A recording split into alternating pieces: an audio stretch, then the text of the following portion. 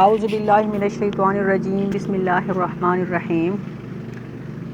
سورہ بقرہ قرآن کے ذکر سے شروع کی گئی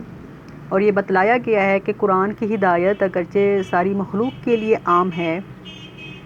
مگر اس سے نفع صرف مومنین اٹھائیں گے۔ اس کے بعد جو ہے ان لوگوں کے عذاب شدید کا ذکر فرمایا گیا جو اس پر ایمان نہیں لاتے۔ ان میں ایک طبقہ کھلے کافروں کا اور منکروں کا تھا، دوسرا منافقین کا تھا۔ پھر اس کے بعد مومنین، مشرکین، منافقین کے تینوں طبقوں کو خطاب کر کے سب کو اللہ کی عبادت کی تاکید کی گئی۔ یا ایھا الناس اعبدوا ربکم۔ اب پھر ان کفار کی دو جماعتوں کا ذکر جن کا آیا ہے قرآن میں، کافر اور منافقین۔ ان کافر اور منافقوں میں بھی جو تھے وہ دو طرح کے لوگ تھے۔ ایک تو بت پرست مشرکین جو محض باپ دادا کی رسوم کی پیروی کرتے تھے، ان کو کوئی علوم یا جدید علوم جو تھے ان کے پاس، قدیم یا جدید علوم ان کے پاس نہ تھا۔ عام طور پر ان پڑھ امی تھے جیسے عام اہل مکہ، اسی لیے قرآن میں ان لوگوں کو امیین کہا گیا ہے۔ دوسرے وہ لوگ تھے جو پچھلے انبیاء پر ایمان لائے اور پہلی آسمانی کتابوں تورات، انجیل وغیرہ کا علم ان کے پاس تھا، پڑھے لکھے لوگ کہلاتے تھے۔ ان میں بعض حضرت موسیٰ علیہ السلام پر ایمان رکھتے تھے اور حضرت عیسیٰ پر ایمان نہیں رکھتے جن کو یہود کہا جاتا تھا، اور بعض حضرت عیسیٰ پر ایمان رکھتے تھے اور حضرت موسیٰ کو بحیثیت نبی نہیں مانتے تھے، ان کو اور نصارہ وہ کہلاتے تھے۔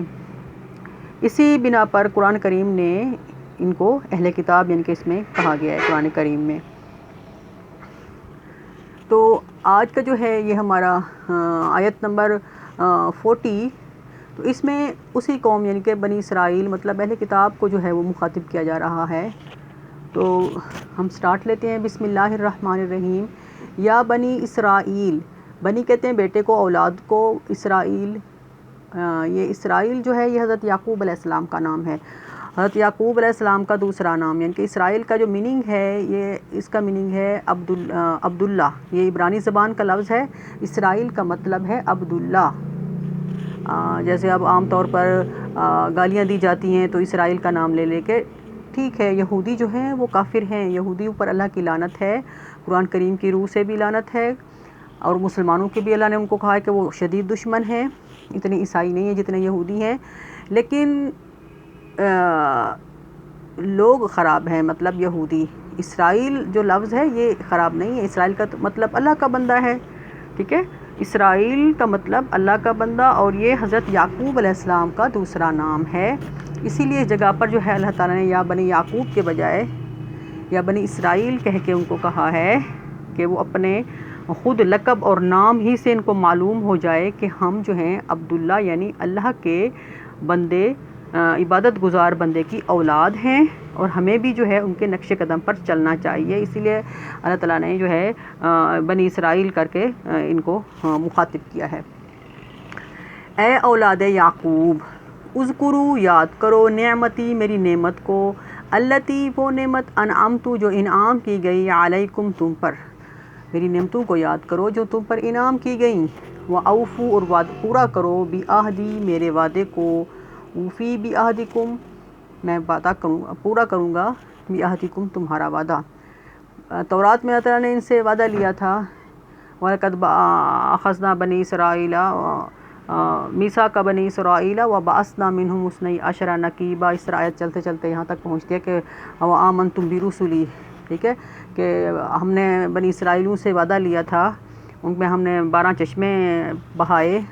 اور ہم نے ان سے وعدہ لیا تھا کہ نماز قائم کرنا، زکوٰۃ ادا کرنا، اور جو تھا اینڈ میں کہ رسولوں پر ایمان لے آنا، یعنی کہ جو وہ رسول آئیں گے اس میں، یعنی کہ ہمارے نبی محمد صلی اللہ علیہ وسلم کا بھی ایک طرح سے ذکر آ گیا کہ جو رسول آئیں گے ان پر آپ لوگوں نے ایمان لے آنا ہے۔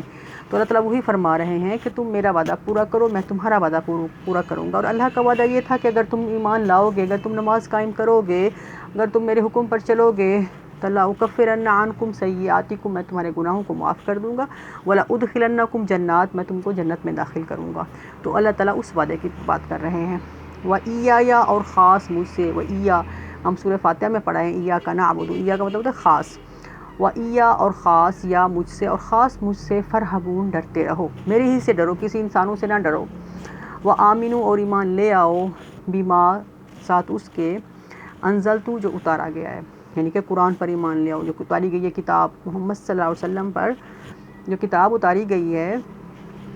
اس پر ایمان لے آؤ۔ مصدقا لما معکم، مصدقاً تصدیق کرنے والی ہے، لما اس چیز کی، معکم جو تمہارے پاس ہے، یعنی تمہارے پاس جو تورات و انجیل کتابیں ہیں ان کی یہ قرآن تصدیق کرتا ہے، ان میں یہ ہے کہ کتاب آئے گی آخری قرآن کریم، اور جو ہے وہ سچ ہوگی، اور یہ اس چیز کی تصدیق کرتا ہے جب یہ کتابیں اتری تھیں تب یہ سچ تھیں، ان میں یہودیوں نے، ان کے علماء نے جو تھی ملاوٹ کر دی تھی، لیکن جس وقت یہ اتری تھی اللہ کی طرف سے وہ بالکل صحیح تھیں۔ وہ تصدیق کرنے والی ہے، آمنو ایمان لاؤ، بما انزلتو اس چیز پر جو، مصدقاً تصدیق کرنے والی ہے، لما اس چیز کی یا ان کتابوں کی، معکم جو تمہارے پاس ہیں، ولا تکونوا اور تم نہ ہو جاؤ، اولا پہلے، کافرین بھی انکار کرنے والے، اس کے پہلے تم منکر نہ بنو کہ پہلے تم انکار کرو، جیسے کہ ہم پیچھے پڑھ آئے ہیں کہ یہ جو لوگ تھے یہود و نصارہ، یہ پڑھے لکھے لوگ تھے، تو یہ معاشرے میں معزز جانے جاتے تھے، عزت والے جانے جاتے تھے، اور عام طور پر ایسا ہوتا ہے جب کوئی انسان پڑھا لکھا اور دولت مند ہو تو جو لوگ ہوتے ہیں ان کے پیچھے چلے جاتے ہیں کہ جیسے وہ کرے گا ویسے وہ، ایک طرح سے ان کے لیڈر سردار جو ہوتے ہیں، جو سردار کرام کرے گا تو عوام نے ان کے پیچھے چلنا ہوتا ہے۔ تو اللہ تعالیٰ یہی فرما رہے ہیں کہ ولا تکونوا، اولا تم نہ ہو جاؤ پہلے کفر کرنے والے بھی اس کے ساتھ، یعنی کہ اس قرآن کے ساتھ تم پہلے کافر نہ بنو کہ تمہیں دیکھا دیکھی پھر اور بھی تمہارے پیچھے چلیں گے۔ اور دوسری بات یہ کہ یہاں سے ہمیں یہ چیز بھی پتہ چلتی ہے جو کفر کرتا ہے، انکار کرتا ہے، کفر جو ہے انکار کرنا، وہ پہلے کرنا یا بعد میں کرنا، وہ خود انتہائی ظلم اور جرم ہے، لیکن اس کا مطلب یہ ہے کہ جو شخص کفر اختیار کرے گا تو جو بعد میں دیکھ کر اس کو بھی کفر میں مبتلا ہوں گے تو اس کا وبال بھی اس شخص پر پڑے گا جس نے پہلے انکار کیا، کیونکہ قرآن کریم کی ایسی آیات ہیں جن میں اللہ تعالیٰ نے فرمایا ہے کہ من یشفع شفاعۃ حسنۃ یکن لہ نصیب منہا، جو اچھائی کی سفارش کرے گا اس کے لیے بھی ان کی طرف سے حصہ ہوگا۔ من یشفع شفاعۃ سیئۃ یکن لہ کفل منہا، جو برائی کی مثال بنے گا، ذریعہ بنے گا، تو جو پیچھے اس کے چلیں گے وہ بھی ان کا وبال بھی اس کے حصے میں آتا جائے گا، یعنی کہ ان کا بھی گناہ ہوگا اور اپنے کفر کا بھی گناہ ہوگا۔ اب اولا کافرین، کفر کرنے کا بھی گناہ ہے، جو ان کو دیکھ کے پیچھے ان کے کفر کریں گے ان کا وبال بھی انہی پر ہوگا۔ ولا تشتروا اور تم نہ خرید کرو، مول نہ لو، بھی آیاتی میری آیت کے عوض، ثمناً رقم، قلیلہ تھوڑی سی، میری آیت کو غلط ملت موڑ توڑ کے بیان کر کے یا لکھ کے اس کے بدلے میں تم تھوڑی سی رقم نہ لو۔ وَإِيَّايَ اور خاص مجھ سے، فَاتَّقُونِی ڈرتے رہو، میری نافرمانیوں سے بچتے رہو۔ وَلَا تَلْبِسُوا الْحَقَّ اور جو تم نہ ملاؤ سچ کو بالباطل، جھوٹ کے ساتھ، تم بات کو گڈ مڈ کر کے نہ پیش کرو، کلیئر کٹ بات کرو، تم جھوٹ کے ساتھ سچ کو نہ ملاؤ۔ وَتَكْتُمُوا الْحَقَّ اور تم نہ چھپاؤ سچ بات کو، وَأَنْتُمْ اور تم تعلمون جانتے ہو، تمہارے پاس تورات ہے، اس میں تھا کہ نبی آئے گا، اس میں ہے کہ یہ کتاب سچ ہے، قرآن آئے گا، ٹھیک ہے، تم نہ چھپاؤ سچ کو اور تم اس بات کو جانتے ہو۔ وَأَقِیمُوا الصَّلَاةَ اور قائم کرو نماز کو، وَآتُوا الزَّکَاةَ اور ادا کرو زکوٰۃ کو، وَارْکَعُوا اور رکوع کرو، مع الراکعین رکوع کرنے والوں کے ساتھ، یہ راکعین مراد صحابہ کرام، یعنی کہ اس وقت کے زمانے کے جو تھے نمازی، ان کے ساتھ تم بھی نماز پڑھو، رکوع کرو، رکوع کرنے والوں کے ساتھ۔ اگلی آیت میں اللہ تعالیٰ فرما رہے ہیں اتأمرون الناس، حمزہ مطلب کیا، تأمرون تم حکم دیتے ہو، الناس لوگوں کو، کیا تم حکم دیتے ہو لوگوں کو، بالبر بھلائی کا، وتنسون اور تم بھول جاتے ہو، انفسکم اپنے آپ کو۔ یہ ہر اس شخص کے لیے، یہ ضروری نہیں ہے کہ یہودیوں کے لیے تھا یا اہل کتاب کے لیے تھا، قرآن دائمی ہے، قرآن قیامت تک رہے گا، اور قرآن جو ہے سب کے لیے ہدایت ہے، تو اس پر عمل کرنا مسلمانوں کا فرض ہے، ٹھیک ہے۔ اب بھی وہی بات اللہ تعالیٰ فرماتے ہیں کہ کیا تم لوگوں کو حکم دیتے ہو بھلائی کا اور خود اپنے آپ کو بھول جاتے ہو، ان کے آپ بھی وہی عمل کرو، وانتم تتلون الکتاب اور تم پڑھتے ہو کتاب کو، افلا تعقلون بس تم کیوں نہیں عقل رکھتے۔ اس میں یہ بات ہو رہی ہے کہ جو وائز ہے، جو واز کرنے والا ہے، اس کو بھی باعمل ہونا چاہیے۔ یہ نہیں کہ دوسروں کو تو اچھائی کا حکم دے لیکن خود جو ہے وہ برائی پہ کھڑا رہے۔ برائی جو برا کرے گا تو بھی اس کے لیے اچھی بات نہیں ہے، لیکن اگر ایک اچھا بندہ جو واز کر رہا ہے، کسی کو نصیحت کر رہا ہے اور وہ خود جو ہے اس پہ عمل نہیں کر رہا، تو اس پر جو ہے وہ ڈبل گناہ ہوگا، کیونکہ اس کو سارا کچھ کا پتہ تھا اور دوسروں کو وہ اس کی تبلیغ کیا کرتا تھا، لیکن وہ خود اس پر عمل نہیں کر رہا۔ تو اللہ تعالیٰ فرماتے ہیں کہ افلا تعقلون، تم عقل کیوں نہیں رکھتے ہو، تم اس بات کو سمجھتے کیوں نہیں۔ واستعینوا، اور صبر مانگو، مدد مانگو، واستعینوا، مدد مانگو،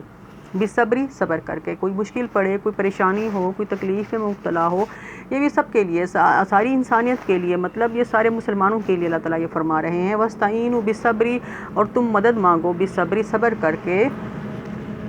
والصلاۃ، اور نماز پڑھ کر۔ تمہیں کوئی پریشانی ہے، مصیبت ہے، کچھ بھی تم نے مانگنا ہے تو اللہ تعالیٰ سے صبر اور نماز کے ذریعے، مطلب صلاۃ الحاجہ، فرض جو نماز ہے وہ تو ہے ہی ہے، وہ تو فرض ہے، وہ تو ہر یعنی کہ دن میں 5 مرتبہ پڑھنی ہی پڑھنی ہے فرض نماز، لیکن اگر ایکسٹرا پڑھنا چاہتے ہو، کوئی مشکل پیش آ رہی ہے تو وہ تم قضا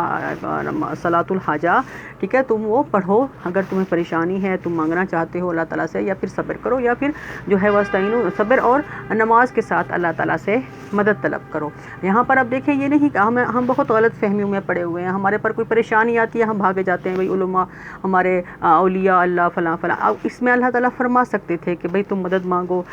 بالمومنین، یا صالحین ہو سکتا تھا یہاں پر الفاظ، ٹھیک ہے، کہ واستعینوا بالصبر والصلاۃ والصالحین بھی ہو سکتا تھا لفظ، لیکن نہیں، کیونکہ وہ صالحین بھی تو اللہ تعالیٰ کے محتاج ہوتے ہیں، وہ بھی تو ایک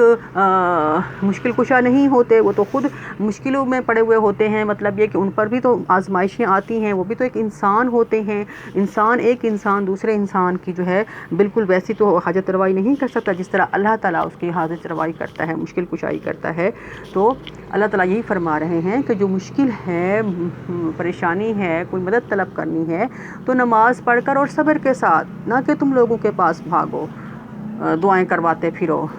ٹھیک ہے، اللہ تعالیٰ کے وہ اچھے بندے ہوتے ہیں، وہ صالحین ہوتے ہیں، لیکن جو مصیبت یا پریشانی ہے وہ اللہ کے سوا کوئی نہیں دور سے کر سکتا۔ واستعینوا بالصبر والصلاۃ، صبر، مدد مانگو اللہ سے صبر کے ذریعے سے اور نماز کے ذریعے سے۔ وَإِنَّهَا لَكَبِيرَةٌ، اور بے شک یہ چیزیں بہت بوجھل ہیں، اللہ فرماتا ہے یہ چیز بہت بھاری ہے، إِلَّا عَلَى الْخَاشِعِينَ، مگر خاشعین پر نہیں، جو اللہ سے ڈرنے والے ہیں ان کے لیے یہ دونوں چیزیں بوجھل نہیں ہیں، ان کے لیے یہ دونوں چیزیں بھاری نہیں ہیں۔ نماز پڑھنا اور صبر کرنا باہمت لوگوں کا کام ہے، خاشعین کا کام ہے، جو اللہ سے ڈرنے والے ہیں، جو رجوع کرنے والے ہیں ان کا، نہیں تو یہ بہت بوجھل ہے، بھاری ہے، یہ کام آسان نہیں ہوتا۔ جس طرح دیکھیں ہم دنیا میں کام، ہم اگر دنیاوی لحاظ سے بھی ہم دیکھیں تو کتنی ایسی چیزیں ہیں جو بہت مشکل ہوتی ہیں لیکن کرنے والے ان کو کر گزرتے ہیں۔ مثال کے طور پر اب میڈیکل جو ہے پڑھائی، اس طرح کوہ پیما، خلاباز،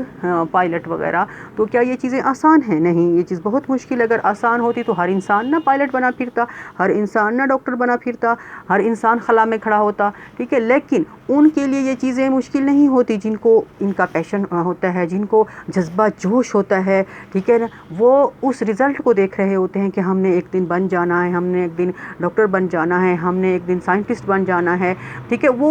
وہ دن رات ایک کر کے وہ اس محنت کو یا اس بھاری پن کو، وہ چیز ان کو نہیں لگ رہی ہوتی، وہ ان کو رزلٹ نظر آ رہا ہوتا ہے کہ ہم نے یہ کر گزرنا ہے، ہم کر گزریں گے، ٹھیک ہے۔ اللہ تعالیٰ وہی خاشعین بتا رہے ہیں کہ پھر خاشعین کون ہیں، کون کر گزرتے ہیں، کن کے لیے یہ چیز بھاری نہیں ہے۔ الذین یظنون، وہ لوگ جو یقین رکھتے ہیں، انہم، کہ بے شک وہ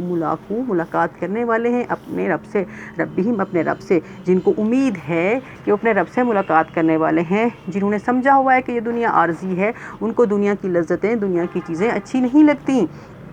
وہ صبر اور صلاۃ سے جو ہے وہ حل ڈھونڈ لیتے ہیں۔ وَأَنَّهُمْ إِلَيْهِ راجعون، اور بے شک وہ اسی کی طرف راجعون، لوٹ کر جانے والے ہیں۔ راجعون میں ڈر کا پہلو ہے کہ ایک دن ہم نے مرنا بھی ہے، ایک دن ہم نے اس کے سامنے بھی کھڑا ہونا ہے، ہم نے حساب کتاب بھی دینا ہے، ٹھیک ہے، وہ اس ڈر کی وجہ سے بھی اس پہ کرتے ہیں